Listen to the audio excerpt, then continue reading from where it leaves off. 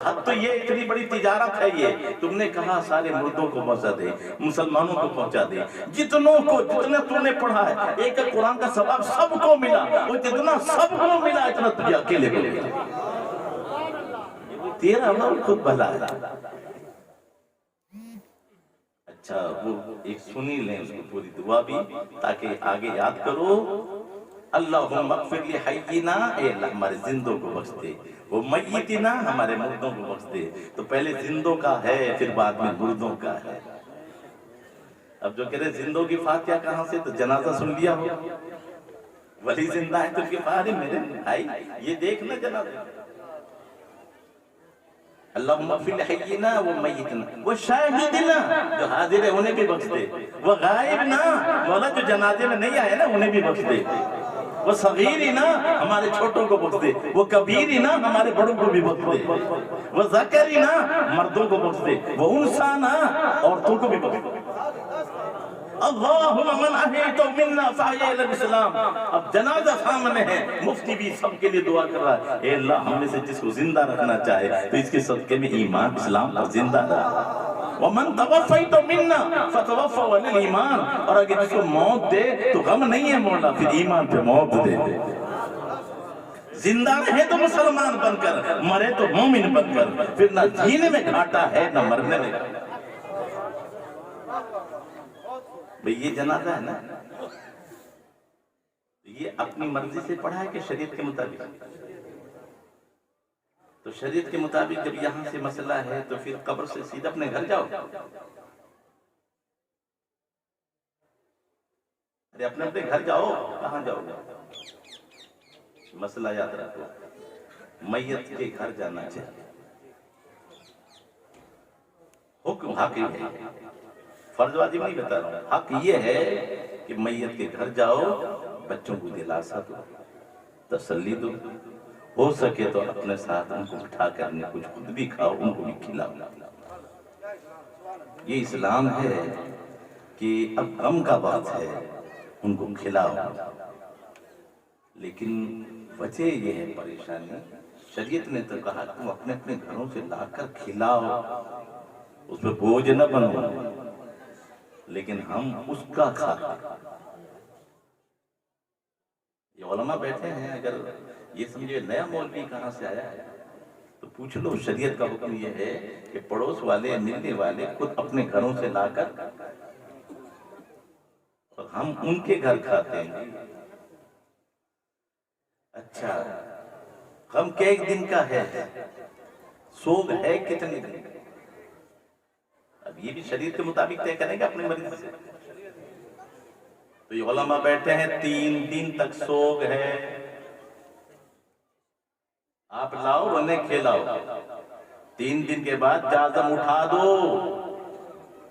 گناہ غم کو تازہ کرنا گناہ ہے، گناہ ہے، گناہ ہے۔ اب تم کام پہ لگ جاؤ، اب بار بار بیٹھو گے تو غم تازہ ہوگا، کاروبار ٹھنڈا ہوگا، اس پہ بوجھ بنے گا۔ اور اسلام ایسا پیارا مذہب ہے کہ جمعہ جو 7 دن کی عید ہے، حکم ہے کہ کپڑے دھو سنت ہے، غسل کرو سنت ہے، تیاری کرو سنت ہے، مسجد تو دوڑو، ہر قدم پہ نہیں کیا ہے، لیکن جیسے جمعہ کی نماز ادا ہو جائے تو قرآن کا فیصلہ سنو، فَإِذَا قُضِيَتِ الصَّلَاةُ فَانْتَشِرُوا فِي الْأَرْضِ، جب جمعے کی نماز ادا ہو جائے تو مسجد میں مت بیٹھا رہے، زمین میں پھیل جا۔ اور پھیلنا یہ نہیں ہے کہ وہاں تسبیح پڑھ، جائز ہے، لیکن یہ مستحب کام ہے، ماں باپ کی خدمت واجب ہے، بچوں کا خرچہ واجب ہے، قرض دار کا قرضہ دینا واجب ہے، جس کا کام تم نے لے رکھا اسے پورا کرنا تیرے پر واجب ہے، تو فَانْتَشِرُوا فِي الْأَرْضِ، زمین میں گھوم جاؤ، وَابْتَغُوا مِنْ فَضْلِ اللَّهِ، یہ نہیں کہا رزق تلاش کرو، اللہ کا فضل تلاش کرو، جو تم حلال کمائی کماؤ گے وہ صرف رزق نہیں ہے، وہ اللہ کا فضل ہے۔ اس لئے کہ ایک حرام لقمہ 40 دن کی عبادت برباد کر دے، مجبور رہے گا تو تجھے قرض لانا پڑے گا، قرض بیاج پہ ملے گا، یہ منحوسیت ہے۔ ہمیں نہیں معلوم کتنے غریب آدمی ہیں آ کے رہنے وہاں جم جاتے ہیں اور ہفتوں پیچھا نہیں چھوڑتے.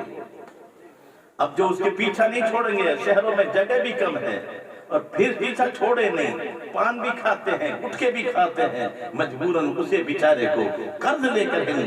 اب بتاؤ کیا نوبت، اسلام اس کی اجازت دیتا ہے؟ تو اسلام نے جہاں جمعہ کے دن، جمعے کے بعد مسجد میں بیٹھنے کی اجازت نہیں دی. زمین میں پھیل جاؤ اور رزق تلاش کرو، اس کو اللہ نے اللہ کا فضل تلاش کیا. تو پھر یہاں 3 دن کے بعد جب اسلام نے منع کر دیا تو تم اپنی طبیعت کیوں چلاتے ہو؟ یہ مجھے بتا دو. یا نہیں چلاتے کیا؟ یہاں جب جنازے میں آپ نے شریعت کی بات مانی، نماز جنازے میں شریعت کی بات مانی، کفن میں شریعت کی بات مانی، اور ہو سکتا ہے کہ دفن کے بعد بھی آپ گھر بھی جاتے ہو گے، شریعت کی مان مانی، دلاسا دیا، 3 دن تک کھانا کھاتے کھلایا، ان کے ساتھ بیٹھ کے کھایا بھی. تو جب یہاں شریعت کی بات مانی تو یہاں سے اتنے جمعرات اور اتنے جمعرات ہو، یہ شریعت نے کہاں بتائی وہ مجھے بتا. یا علماء کوئی یاد ہو تو بتا دیں. رہا ایصال ثواب، رہا ایصال ثواب، پوری زندگی حق ہے ان کا. ہر جمعرات کو، اصل تو ہر روز، ورنہ ہر جمعرات کو ایک بیٹے کے لیے لازم ہے وہ اپنے باپ کی قبروں کی زیارت کرے. وہ صرف 2 جمعرات 3 جمعرات نہیں، وہ پوری زندگی ہے. میرے آقا تو ہر روز جنت البقیع میں ہر روز فجر کی نماز کے بعد جائے گا.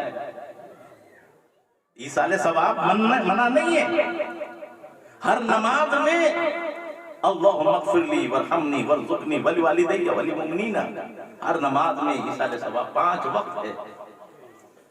تو جمعرات تک میں کفر رکھ رہا ہے. اسلام نے تو ہر نماز میں ایصال ثواب رکھا ہے. وہ ایصال ثواب منع نہیں ہے، سوگ منع ہے، اور غم تازہ کرنا یہ جرم ہے.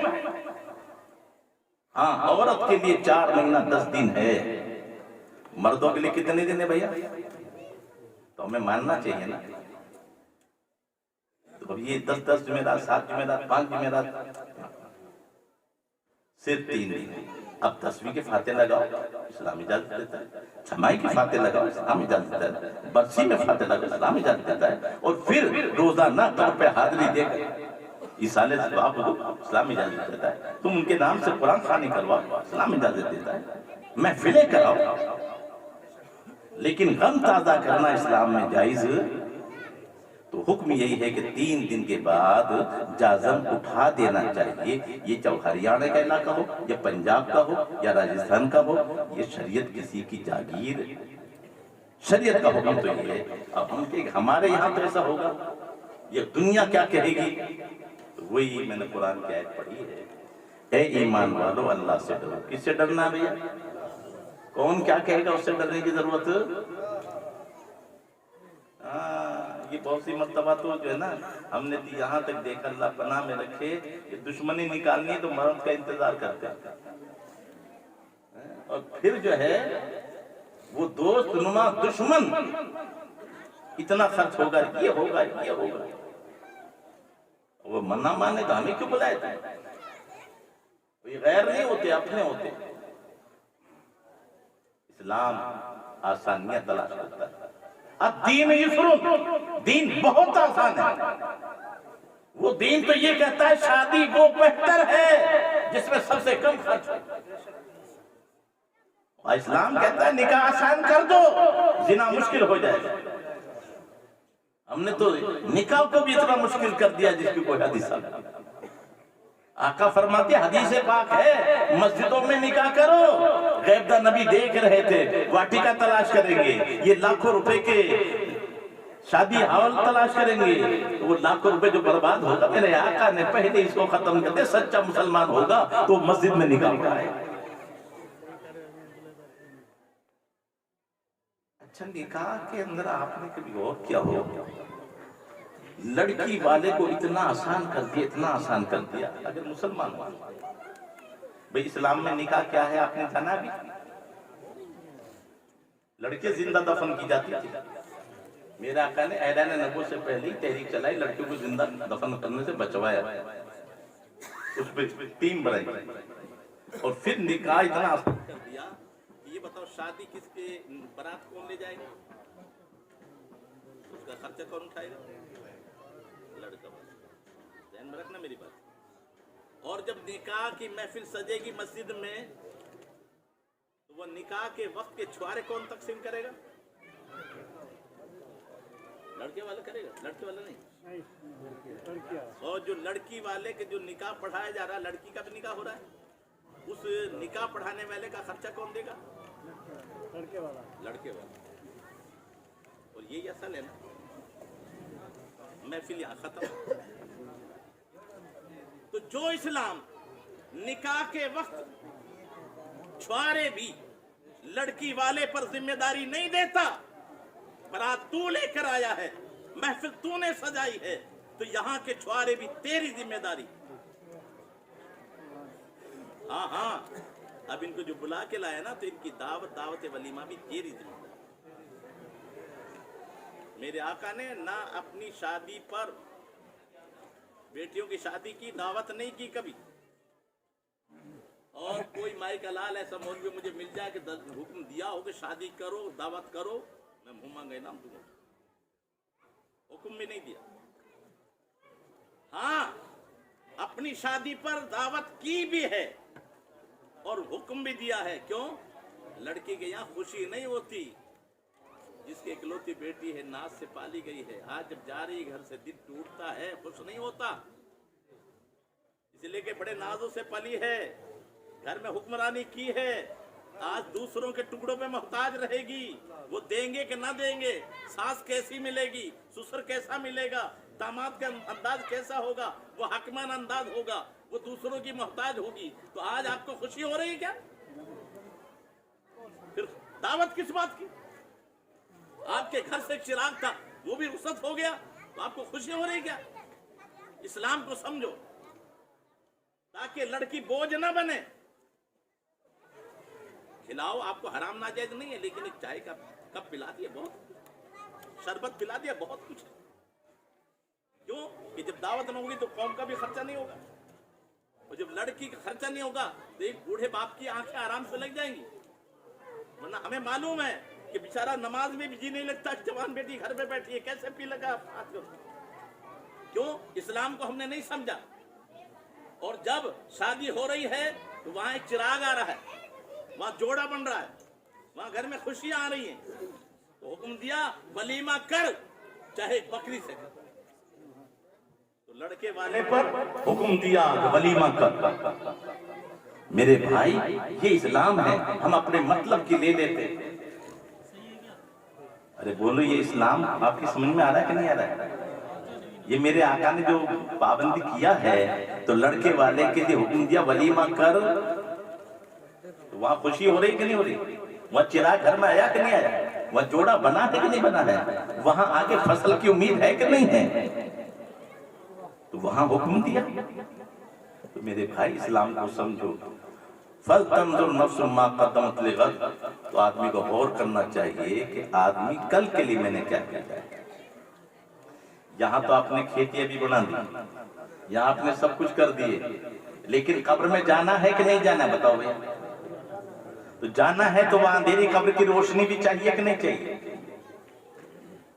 तो वो मुहासबा करना अपने नफ्स से, वो रोशनी तैयार की कि नहीं की? अच्छा, वहां यहाँ घर में मन अकेला ना लगे तो कब्र में भी साथी चाहिए कि नहीं चाहिए? आप कहोगे मौलाना साहब, भाई तो साथ चलता नहीं, भी साथ चलती नहीं, माँ साथ ना चले तो वह कौन साथी होगा? वही तो इस्लाम है, तुझे समझा रहा है। हाँ, तू यहाँ बैठकर वहां का साथी भी तलाश कर सकता है। हासिबू कब्ल अन तुहासबू, इससे पहले कि तुम्हारा हिसाब लिया जाए, अपना हिसाब ले ले। और जब पढ़ेगा तो पता चलेगा, जैसे कब्र में पहुंचा ना, वह रोशनी थी। वो पूछेगा, रोशनी कब्र में? हाँ हाँ, दुनिया बिजलियां चमक रही थी, बादल हो रहे थे, गरज रहे थे, ओले पड़ रहे थे, दुनिया अपने घरों में ठहरी हुई थी, और तू ईशा की नमाज के लिए अपने घर से अल्लाह के घर पे जा रहा था। उसी ईशा की नमाज के सदके में तेरी कब्र की अंधेरी को रोशन कर दिया गया।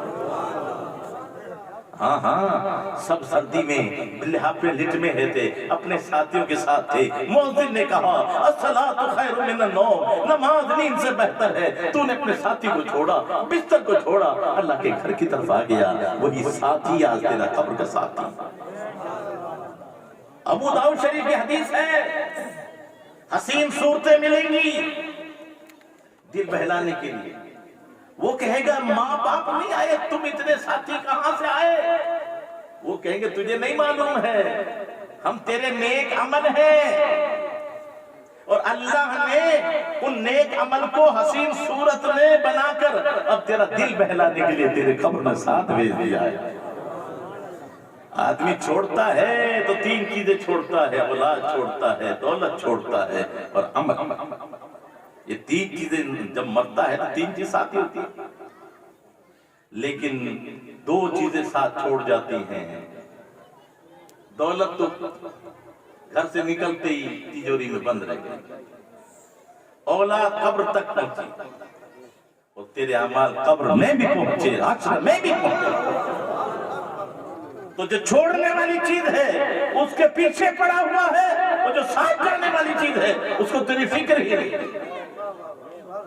وَلْتَنْظُرْ نَفْسٌ مَا قَدَّمَتْ لِغَدٍ، اور یہاں کے لیے جمع کرنے والے یہ بھی تو سوچ، تو مسلمان ہے اور تیرا آخرت پہ یقین ہے، زندگی چند روزہ ہے، وہ ہمیشہ کے لیے، تو تو نے کل کے لیے کیا جمع کیا وہ سوچ۔ تو یہ نیک اعمال قبر میں بھی ساتھ جائیں گے، بولو جائیں گے نا؟ اسی روایت میں ایک واقعہ ملتا ہے آگے کہ میں تم نیک عمل ہو میرے، یہ نماز عشاء کے صدقے میں روشنی بھی رک گئی، لیکن یہ کیا ہو رہا ہے؟ جھگڑا ہو رہا ہے، کوئی چیز آ رہی ہے وہ اسے روک رہے ہیں، مار پیٹ ہو رہی ہے۔ یہ کون ہے کہ جو آ رہی ہے تیرے گناہ ہے، اور یہ تجھے ڈسنے آ رہے ہیں، گناہ کا کام تو برباد کرنا، یہ تیرے گناہ ہیں۔ وہ کہتا ہے یہ گناہ میرے ہیں، لیکن انہیں روک کون رہا اتنی دیر سے؟ میں تو نہیں روک پا، یہ ان کو جو مقابلہ کر رہا یہ کون ہے؟ غیب کا نبی نے کیا پیارا انداز میں سارا قبر کا نقشہ کھینچا ہے میرے بھائی، فرمایا یہ تیرا صدقہ ہے۔ یہ کیا ہے تیرا؟ اور الصدقۃ تطفئ غضب ربی، صدقہ خدا کے غضب کی آگ کو بھی ٹھنڈا کر دیتا ہے۔ یہ تیرا صدقہ ہے، جو تو نے صدقہ دیا تھا نا، آج یہاں تیرے گناہوں سے مقابلہ کر رہا ہے۔ میرے بھائی اگر بیمار ہو جاؤ، بزرگوں کا دستور ہے صدقہ شروع کر دو، ڈاکٹر پہ علاج بھی چلتا رہے صدقہ شروع کر دو، مقدمہ بازی ہو جائے وکیل مقدمہ لڑتے رہے صدقہ شروع کر دو۔ سب سے بڑھ کر ہے بلاؤں کو رد کرنے میں صدقہ سے نہیں۔ لیکن یہاں ایک اصلاح کر لیں، ہمارے یہاں بہت سے بھائی صدقہ تو کرتے ہیں، لیکن جب بالکل جان نکلنے کے قریب ہوتی ہے تو کوئی بکرا تلاش کرتا ہے یا کوئی مرغا ذبح کرواتے ہیں، اور وہ یہ سمجھتے ہیں کہ صدقہ تو صرف زندہ جانور کو ذبح کرنے پہ ہوتا ہے۔ اس غلطی کو بھی ذہن سے نکال دو۔ صدقہ یہ ہے کہ جو آپ سے میسر ہو خوش دلی کے ساتھ کسی غریب کو دے دینا، اس کا نام صدقہ ہے۔ 1 کلو آٹا لے لیا، دال لے لی، چاول لے لی، چینی لے لی، نمک لے لیا، ایک پوٹی میں آپ نے تیار کیا، اور وہ کسی چپکے سے کسی غریب کے گھر فوٹو کھینچ کر نہیں، سب کو دکھا کے نہیں، چپکے سے جس رب کی رضا کے لیے دے رہے وہ دیکھ رہا ہے بس، وہ اس کے گھر پہنچا دیا، یہ ہے صدقہ۔ اور اگر حدیث سے دیکھنا چاہتے ہو تو صدقہ قبول ہو جائے تو ٹائم تو ہو گیا ہے، لیکن آپ پریشان تو نہیں ہو رہے نا؟ صرف یہ باتیں اور ذہن میں رکھ لیں، آیت کی تفصیل کے لیے تو وقت چاہیے۔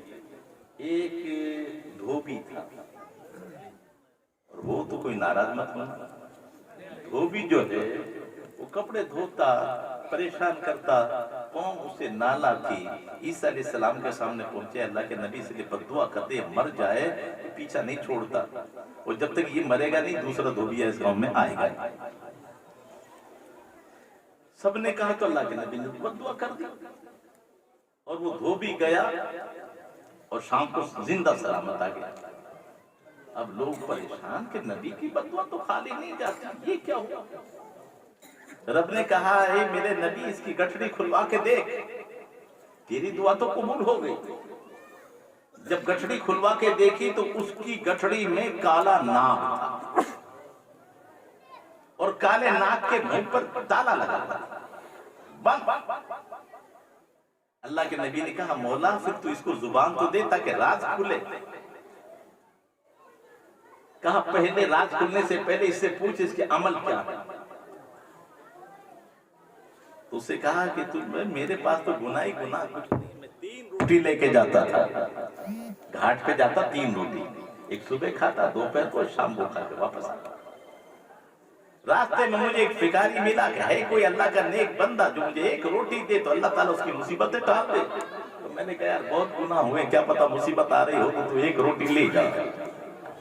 میں نے اس کو 1 دے دی، تھوڑی دیر بعد میں دوسرا ہے کوئی اللہ کا نیک بندہ کہ مجھے 1 روٹی دے تو اللہ اس کے گناہ کو بخش دے۔ یار بہت گناہ ہو چکے ہیں، آج تو لے جا، 1 پہ صبر کر لوں گا، دوسری روٹی بھی دے دی۔ تھوڑی دیر بعد میں آیا ہے کوئی اللہ کا بندہ جو 1 روٹی دے تو اللہ اس کو نیک بندوں میں شامل کر دے کہ بھائی نیکی تو ہے نہیں، کیا پتا تیری دعا سے میں نیک بن جاؤں، جا 30 روٹی تو لے جا۔ میں نے 3 روٹی خرچ کر دی۔ تو اب ادھر جو ہے اللہ کے نبی کے حکم سے سانپ کا منہ کھلا اور وہ گویا ہوا اے اللہ کے نبی میں آپ کی بددعا بن کر اس کو ہلاک کرنے آیا تھا، لیکن اس کا صدقہ مجھ سے پہلے قبول ہو گیا، اس کا صدقہ اللہ کی بارگاہ میں قبول ہو گیا۔ تو بتائیے موت بن کے آیا تھا اور اس کے لیے صدقہ نے اس موت کو بھی پابند کر دیا۔ تب اللہ کے نبی فرماتے ہیں الصدقۃ تطفئ غضب ربی، صدقہ خدا کے غضب کی آگ کو بھی ٹھنڈا۔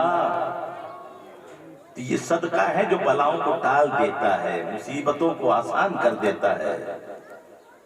تو صدقہ ہمیں ہمیشہ کرنا۔ جب اس کی 3 روٹی کام آگی تو ہمارے جو ہے یہ تھوڑا بہت خرچہ کام نہیں آئے گا۔ پھر کوئی بکرا ضروری ہے کہ زندہ بکرا ہی ذبح کیا جائے؟